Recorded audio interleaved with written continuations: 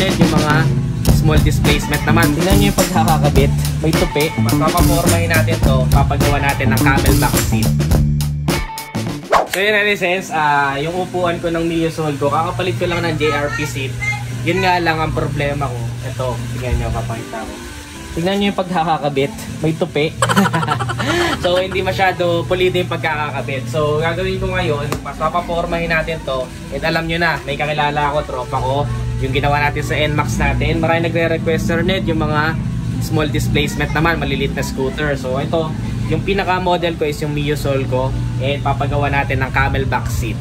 So syempre, ang papagawa natin, Madison, yan, motovlog. And syempre, yun yung pinaka-main business niya, yung camelback seat.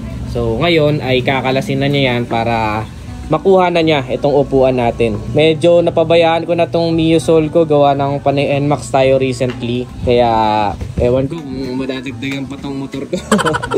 Pero ito, ginagamit ko naman siya pag umaga lang. Kaya lang, lagi kaming naalis ng meeting malayo eh. So papakita ko sa inyo yan pagkatapos. Solid yan sobra. Ayan na, titigan nyo na yung before.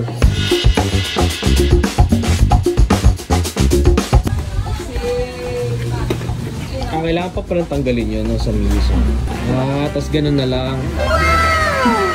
Okay. Hindi ganun lang pala yun. Pakita mo yung before, bro. Yan. JRP.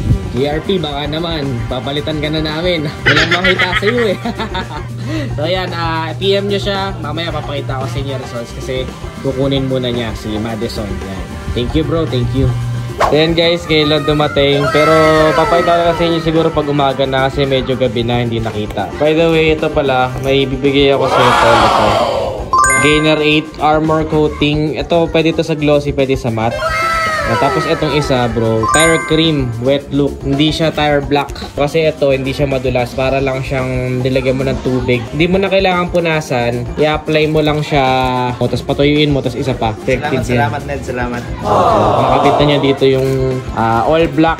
So, bukas ko papakita sa inyo yung result kasi medyo madilim. Doon, kakabit dun sa motor ko na yan. Kaya na nga, nag-umaga na narisesay na itsura niya sa umaga.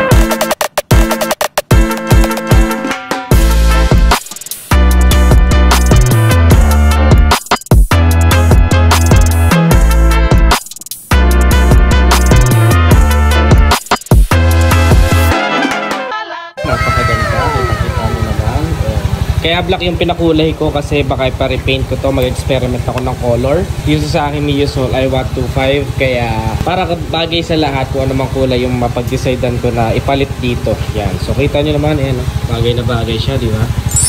Kaya, so mag-suggest nga kayo ng kulay kung anong bagay na kulay dito sa motor ko. Pero so far, ito yung upuan. And for me, satisfied naman ako. Comfortable siya. May sandalan pa dito for the backrest. Tapos may mga design siya, di siya super plain lang. Then may umbok pa dito para hindi ka mag-slide all the way there. Tapos yung pillion ride is very comfortable pa rin. So for me, very satisfied ako. May re-recommend ko talaga to si Madison camelback seat. Maraming salamat. Kung nagustuhan nyo, don't forget to give this video a heart. Follow this page for more. Again, this is Ned Triano. Always keep it cool and ride safe always. Bye now.